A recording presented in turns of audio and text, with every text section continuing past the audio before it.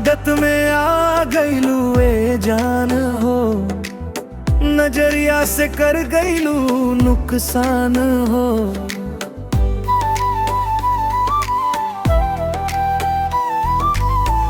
तोहरे बिना अब मन ना लागे, रात भर तोहरे सपना जागे। धीरे धीरे दिल में समैला, प्यार के रंग में हमके रंगैला। तोहरे खातिर सजनी बनली, तोहरे नाम के मेहंदी रचली। सजनवा निहारे निहारे हो, चुपके से दिलवा पुकारे हो।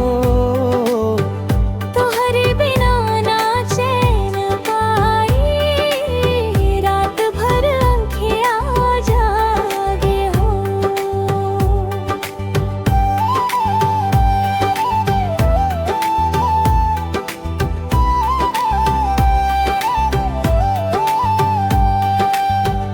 कमरिया पे झूमे चुनरिया,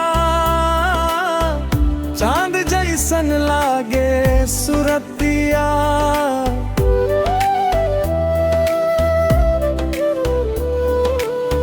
देख के तोहरा मुस्कान हो, खो गइल हमर जान हो। तोहरे खातिर काजर लगाई, तोहरे खातिर बिंदिया सजाई। आजा राजा बाहों में आजा, दिल के बात सुन जा।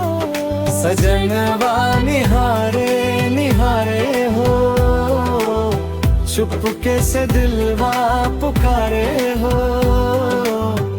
तोहरे बिना ना चैन पाई, रात भर आँखें जागे हो।